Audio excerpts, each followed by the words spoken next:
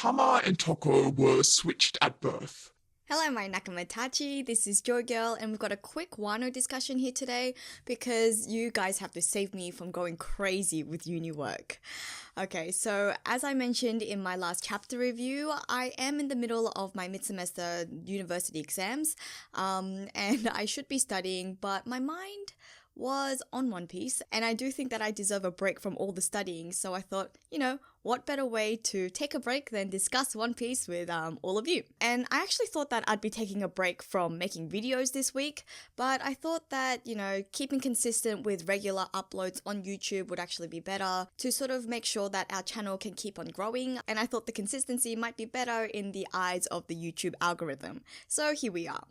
And I also wanted to thank you guys for all of your support and encouragement in the last chapter review, where I did my first, complete face cam, and all of your very super nice and encouraging words have given me confidence, and has made me comfortable in being able to just, make sort of these quicker videos where I don't have to worry so much about the editing process, because that is a huge relief that I can just, discuss one of my truest passions with all of you guys without having to think about the extra concerns, especially in times like this when I'm a bit short on time. So thank you guys for all of your support, and whilst I'm on the topic of thanking you guys, I should also mention that we are almost at the 1 year anniversary of this channel, and I do have a personal goal of reaching 10,000 subscribers by this anniversary date, which is just under 1 month, which is why the YouTube algorithm is quite important so that we can make sure that our crew numbers keep on growing.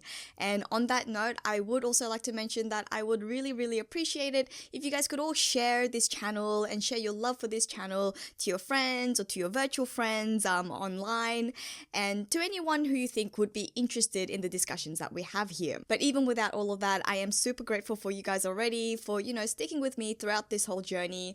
I've been loving it, and I hope you guys have been too. And I do have something planned for when we reach our special 1 year anniversary, but as to what that is a mystery, and aren't I cruel? As if we don't have enough One Piece mysteries to think about already.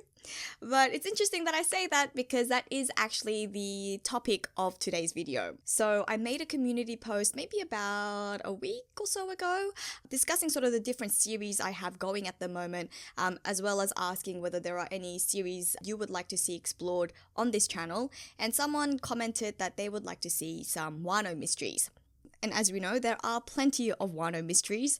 I mean, I've said this before and I'll say it again, but it is crazy that we are over 100 chapters into the Wano arc, and there are still so many unresolved Wano plot lines that we have yet to see. And I think that's partly why my brain is always consumed with One Piece, even when I should be studying, because I'm just going crazy about, all the different possibilities that we could see happen. And the focus of today's video is going to be about a few characters whom I think were very, very important in sort of the first 2 acts of Wano, whom we have seen again recently, actually, one of whom we have seen again recently, but I just don't think that their storylines or their character arc has actually been completed yet in Wano. So that's what I wanted to discuss today, and I don't believe that we will be discussing any spoilers, so for all of you anime only fans, you can keep watching. This is a safe video for you guys too. But yeah, these are a few characters who've been on my mind recently, especially more so because of a comment that I read in one of my recent videos. And this is concerning the possibility of Tama being Orochi's daughter, which is a theory that I briefly mentioned in another one of my videos, but like I said back then, this is an idea that I quite like, or a variation that I have in mind. I do want to mention again that this theory isn't my own, it is just something that I want to expand on, as well as discuss some of my own thoughts as to the theory, and also will segue into some other characters this theory could be possibly related to. But anyways, so like I said when I first brought up this theory, I'm not quite keen on the idea of Tama being Orochi's daughter exactly. So if you haven't been able to tell, I quite despise Orochi's character, but I am a very, very big fan of the cute little aspiring kunoichi, so it's very hard for me to sort of resolve the idea of the two being father and daughter in my head. So in my mind, the way that I picture it is that if Tama was a Kurozumi, then she would be related to Orochi, but not necessarily directly his daughter. And despite that, the reason why I think that this theory is so interesting and actually quite a plausible theory is that because of what sort of implications it would have for the future of Wano. So I think I might have mentioned this before in another video. I'm not too sure, but I think I may have because I've definitely researched it before. Tama in Japanese means ball. And I think that's obviously quite fitting of her devil fruit powers where she can sort of, plop and pick out little kibidangos in the shape of little balls from her cheeks. And so the word ball for Tama I think is very fitting for her name. But another meaning for her name is Otama, which means ladle. And again, I think ladle could be quite fitting. Sort of when I first read that, the first thing that came into my mind was the storyline of a Tama being involved in the whole Olin storyline within the Wano arc, where obviously they are traveling to find more Oshuriko, and so the idea of needing a ladle to I guess serve Oshuriko, that's sort of the first thing that came to my mind, and I thought, okay, yeah, ladle, Tama, Oshuriko makes sense, but maybe it's a bit of a stretch, that one. But what is interesting is that the second character in Otama's name, which I think makes up the Tama part of her name, actually can mean jewel or jade. And that, I think, is very illuminating if we go back to the theory of Tama possibly being a Kurozumi. So, whilst I personally refuse to recognize or acknowledge Orochi as a royal, which again is just sort of based off my personal feelings or dislike towards the character, but it is undeniable that he is currently the shogun of Wano, no matter of, what sort of treacherous ways that he took to get there. That doesn't really matter. I guess he is the shogun of Wano, so he is, technically in a royal position. So for Tama to have the name Jade or Jewel in Japanese, I think it's very intriguing that Tama, as we know her now currently, as a very, very poor girl who has grown up sort of in the outskirts of the Kuri town, has a name which means jade or jewel. And jade is actually considered the national stone of Japan. So, it's quite a very treasured, very prized stone. And so for a poor girl to have that name is a very intriguing detail, considering that jades have always been traditionally connected to nobility and has been a symbol of wealth or power. And so obviously that causes a part of me to consider that this may be a possible hint as to Tama's lineage as a member of a noble family, perhaps through her Kurozumi blood. If it is so that Tama is a Kurozumi, then this could really play an important role for the future of the Wano country, which I think is why this theory has the backing that it does. So, as we know, Orochi is a despicable character. That is undeniable. He's committed some really, really heinous crimes. So it's really hard to feel any sort of sympathy for him. And this is despite the fact that we have witnessed his very, I guess it is quite a tragic and a very sad backstory. He does have a sad past. No matter how despicable Orochi is himself, it's undeniable that he and his family were persecuted for the crimes of his grandfather, not their own crimes. And this is quite an important theme in One Piece, the idea that a child shouldn't bear the burden of the sins of their parents, which is something that Roger said to Garp about his feelings towards and about his concern for Ace.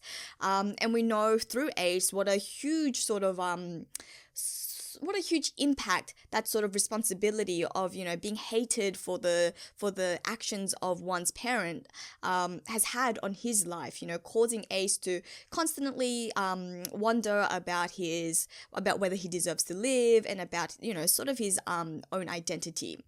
And then we see it again here in Wano, which is in a very, quite a very different way, but still in a very, still in this sort of huge impact that it has had on Orochi's life, that he has just completely, now he has just sort of completely entered a life of revenge, and he's just completely filled with hate, just true hatred for all of the citizens of Wano who sort of who made his life and who made his family's life a living hell. And I think this is an important point that should be acknowledged. And I'm not too sure that it gets acknowledged enough, because, you know, I'm guilty of it too, because of how much we don't really like or how indifferent we are to Orochi's character. We don't sort of, I don't think we recognize the actions of the Wano citizens. But I think it is an important detail that Oda has placed into this arc, because whilst the citizens of Wano has, they've suffered more than enough, they do have some very important lessons that they need to learn. And I don't think that this only applies to the case of their treatment of the Kurozumis, because I think we've also seen this in other times, you know, for their prejudice against foreigners. We saw this when they were willing to kill, Neko, Inu, and Kawamatsu, despite the fact that they were just children, just purely for the fact that they're different, that they're foreigners, that they don't look like the human race. And so whilst the suffering that they have endured under Orochi and Kaido's rule isn't necessarily justified by any means, we can't say that the Wano inhabitants themselves are completely innocent or completely without any sort of, sins or wrongful actions of their own. But in saying that, of course, because of all the tragedy that they have undergone, I wouldn't say that they necessarily need any further punishment either. But I think this is why the possibility of Tama being a Kurozumi is so interesting. So if Tama was indeed part of the Kurozumi family, then this could provide a really nice sort of opportunity for Wano to move forward and to, learn as a country. It would be a really good way to see whether the Wano inhabitants, whether the Wano citizens have, woken up from their mistakes and have learnt from their mistakes of the past. And we could see this through their treatment of Tama. So rather than repeating their actions from all of those years ago, we might see that they actually accept Tama and, maybe even thank her and celebrate her for, being a part of the alliance in sort of help bringing down Orochi and Kaido. So if we see them, acknowledging Tama as, one of their own and thanking her despite her lineage, then I think that would be a really, really good sort of redemption arc for the Wano citizens as a whole. And so because of those reasons, I do think that this is a very interesting theory. The idea of Tama being a Kurozumi is something that's something quite plausible that we actually might see in the story. But as I do ponder about Tama some more, she isn't the only young girl in Wano who I think that deserves some sort of discussion about, because she isn't the only character who I think their character arc is unresolved in this arc so far. And when I say that, I am referring to Toko. So Toko, Yasui's daughter, is a character who's been on my mind for quite some time now, because despite the fact that she was quite a prominent side character who featured in the second act of Wano, she hasn't been seen since chapter 955, or for anime-only viewers, that's, just before the raid actually begins, and we see Tama visit Yasui's grave. And we see Toko visit Yasui's grave. And we don't know what has happened to her since, because we know that all the other characters who accompanied her to the gravesite went on to Onigashima. So where is Toko? What happened to her? Who's looking after the young girl? And even before this, I actually have always been quite curious about Toko's character, because there seems to be a lot of details that we don't know about her, which actually does feel a bit partly deliberate on Oda's side. So, for example, the biggest question that I have is, how old is she? How old is Toko? Because from what we've seen of her, She seems to be quite young. I personally would say that she doesn't look to have reached her teenage years, and I always thought personally that she would be around Tama's age. But in saying that, based off some research, I've looked into sort of the age, the typical age of kamuros in traditional Japan, and what I found out was that kamuros could be aged from as young as 5, could be brought into the service as young as 5, but could stay to be to serve as a kamuro probably before they entered the ranks of becoming an oiran until the age of 20. So it's a very big gap, 5 to 20 that we're working with here to try to sort of guess at Toko's possible age. But the reason why Toko's age has really, has always really sort of baffled or sort of been a point of curiosity for me is because I think she looks really young when we compare her to Yasui's age. So Yasui is also another character whose age is currently unknown, but I think his is a bit easier to give sort of a rough estimate, because we could say that at the very least he would be the same age as Odin. I would actually, I think it's pretty clear that he was actually older than Odin. But even if we were to say that he's at least Odin's age, that would place him at least 59 years old at the time of his death. So I don't know about you, but there seems to be a bit of a mismatch here that someone almost, 60 years old, 59, likely to be even older, so someone at least around 60 years old, has a daughter who looks very young, who looks to be around the same age as Tama, which is only 8. And I'm not saying that that's impossible. I mean, men can still have babies, well into their later years. But I don't know, this still just feels a little odd. I think that there's something going on here that hasn't actually been explored in the series yet, and that we haven't actually been paying much attention to. And this is just something quite crazy, I will admit, very, very wild, that that sort of pops into my mind as I was thinking about this. But what would be really wild is if Tama and Toko were switched at birth, or switched at some point when they were very, very young in their lives. And like I said, it's very crazy, very wild. It's a very like Korean drama type storyline, very telenovela. So I don't know how likely it is, but hear me out. So we have 2 children who are around the same age. We've got Tama and Toko around the same age, and one with an overwhelmingly strong devil fruit power, and then one who has the results of a failed or defective smile devil fruit. And what's even more curious is that they haven't actually met. These two haven't really interacted. We haven't seen them interacting before on the series, despite the fact that both of them were pretty, important figures during the second act of Wano, who both had relationships with some of the Straw Hat members. So if we hone in on these 2 characters a little deeper, we know Tama's role in the story because of her devil fruit power.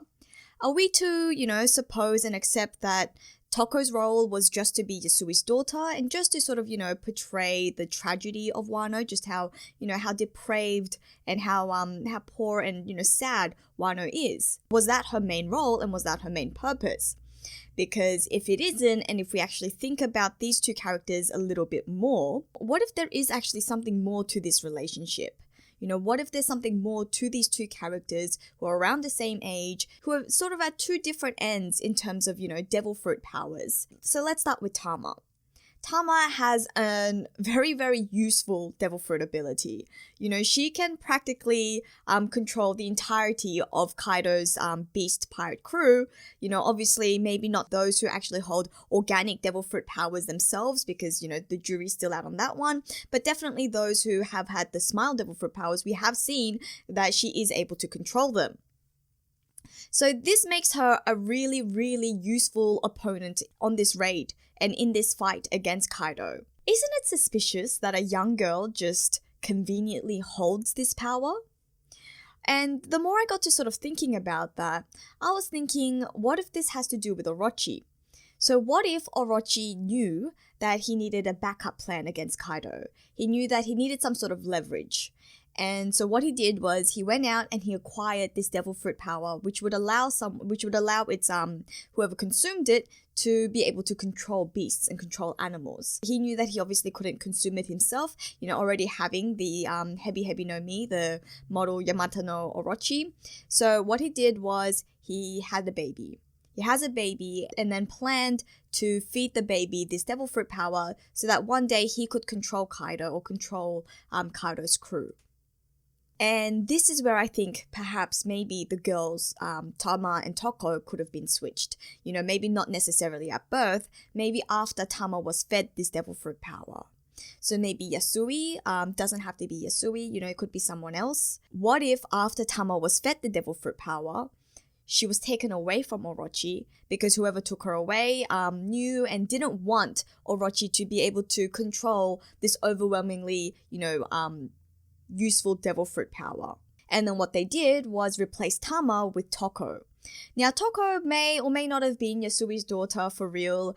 Doesn't really matter. Maybe she was related to Yasui, maybe she wasn't. In either case, maybe Yasui or someone else replaced Tama with Toko to ensure that Orochi would never be able to have this, have Tama's devil fruit power under his control, and then replaced her with Toko, who had obviously eaten a smile devil fruit, a defective smile devil fruit at that.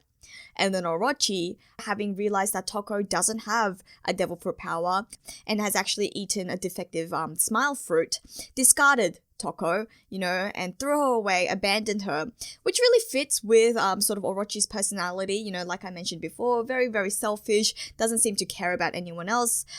So I don't think he would have had, too much trouble, too much qualms about discarding, even if she was just a young child or a young baby, if she didn't actually serve him any sort of purpose or use. And then Yasui would have actually taken Toko in instead. And actually this idea could work two ways. So there is this first possibility that, Tama is actually Orochi's daughter, was fed this real devil fruit, given this power, and then taken away from Orochi so that he couldn't use this power for himself. And then poor Toko, who had already eaten a smile devil fruit, replaced in Tama's stead, only to be then discarded by Orochi once he realized that she didn't hold this devil fruit power. But then this, I think, could also work another way. So, what if Tama isn't actually Orochi's daughter? What if Tama isn't a Kurozumi at all? And sort of where I'm going with this is the idea that what if Tama was actually a Shimotsuki? So she could be Yasui's daughter, or maybe just another Shimotsuki relative. But again, that doesn't really matter, because going with the same idea that Orochi knew that he needed an heir to be able to consume this devil fruit power that would one day be able to control Kaido possibly, or at least his crew, had a baby. And what if this baby was Toko? But before Toko could be fed this devil fruit power, what if Yasui switched Toko and Tama when they were very young, before they had eaten the devil fruits? And again, it might not have been Yasui, maybe it was actually Hiyori, it could be, could really be anyone. Hiyori could fit because, she sort of grew up around Orochi and sort of in that circle. Maybe it was Denjiro. But in any case, what if someone switched Toko, Orochi's daughter, and then switched Tama in her place? And so then Tama was given the devil fruit power, meaning that the power to one day be able to control Kaido or his crew actually resided with the Shimotsuki family. And then the same sort of similar events would follow, knowing that Orochi, seeing Toko's power, knowing that she didn't have this devil fruit ability, would have discarded her, and then Yasui could have taken her in. And then Yasui or someone else would have entrusted Tama with Tenguyama, out of fear that if she resided with him, that someone may be able to one day find out about her devil fruit powers, which is why it would make more sense for her to grow up sort of in the outskirts of town, sort of away from most of the society, away from regions where there were lots of soldiers or lots of Orochi's men who would actually be able to find out that Tama held this power.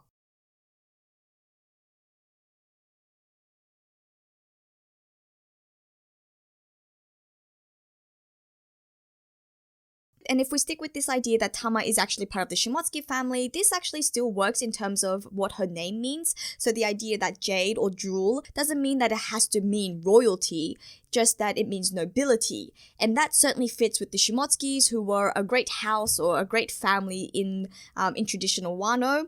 So I think that still fits. And then if we go to Toko being Orochi's daughter would be a really twisted case of irony, where Orochi actually ended up feeding his own daughter a smile devil fruit, and then actually tries to kill her himself on more than one occasion. And I can actually just imagine a scene later on where Orochi realizes that Toko is his daughter, his old daughter that he discarded, and then cries for help, begs her for help, I'm your father, please help me.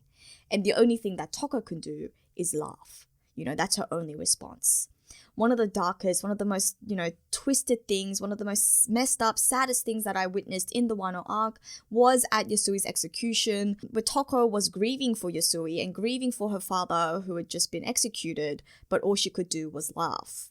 And this would be just real sweet poetic justice, where we witness the same scene with Orochi and Toko, where Toko may not necessarily be grieving, but then Orochi would sort of be at the other end of the stick, being laughed at by something that he created. And I think that would just be a real nice circular sort of structure, which we do know that Oda does like to utilize in his storytelling. Though in saying that, maybe this is too dark. Although, Wano, like I said, has had plenty of its darker moments, so I don't think it's completely out of the question, although admittedly it is pretty wild. Actually, and you know what, if we go back to this idea that Tama was given to Tenguyama, this could also fit in with some other mysteries or some other questions that I've had about even Tenguyama himself. So in other videos, I've mentioned before that I have some reservations as to Tenguyama's comments at the beginning of the Wano arc when he tells Luffy that he's been waiting for someone for a very, very long time. Now, I think the popular consensus is that the people or the personal people he was referring to are Momo and Hiyori, so that he could get the chance to return Odin's swords to their rightful owners. But what if that isn't it? What if that comment actually hasn't been resolved yet? And what if the person that Tenguyama was referring to was Yasui or someone else who knows the secrets behind Tama and Toko being switched at birth? And it would be really interesting if that was the case, because Tenguyama and Toko also actually seem to have some sort of relationship with their names. So Tenguyama seems to be a reference to a specific location, Mount Tengu, which is a real mountain in Japan, which has been named after, the mythical or the creatures in Japanese folklore. And Toko also has a Japanese meaning in that it means place, a location, a scene, or a site, and so then Tenguyama is named possibly as a reference to Mount Tengu, a specific location, and Toko, her name means location or place. What if the clue, what if the hint to this mystery behind sort of this child swapping business is actually in their names? What if the place where Tama and Toko were switched was at Mount Tengu? Or maybe it is just me going crazy with my wild thoughts again. But you have to admit that I think it's just too great a coincidence that we've got these two girls, these two characters around the same age, again, one with an overwhelmingly useful and handy power, and then another that just has the sad results of a defective smile devil fruit. We've got these two characters at the opposite ends of the spectrum, and I just think that their stories are not over yet. I think that there is more to this that we haven't really been thinking too much into, and I have to admit that they've been on my mind recently. The fact that, some of these characters has been missing, that we haven't seen them for a while, just really makes me think that there is more to this story than we realize. But like I said, I am going a bit nuts with all the uni work and studying, so maybe it's just my brain, and so you'll just have to excuse me and my brain for going a bit crazier and wilder than usual. And on that note, I would love to hear what you guys have to say on this topic, whether you agree, whether you think there's a possibility that, Tama and Toko could have been switched at birth, at the very young age, whether you think Tama is a Kurozumi, whether you think Toko is a Kurozumi, or whether, you think that I'm just completely nuts and that you think that I am just better off studying and sticking to my uni work for now. Please leave all of your thoughts in the comments below. Like I said, I am also looking forward to doing more of these, Wano specific discussions, and because there are so many unresolved mysteries in the Wano arc. So I am planning to continue discussing these Wano topics, and if you have a particular Wano topic in mind, please drop that in a comment below. Please also don't forget to subscribe if you haven't already, or if you have subscribed, then, give a nudge to a friend or maybe a virtual friend online, someone who you think might enjoy this channel. Give them a little nudge to also subscribe to this channel so that we can reach 10,000 Nakamatachi and beyond. Alright, we'll leave it there for now. This is JoyGirl. I'll see you again soon.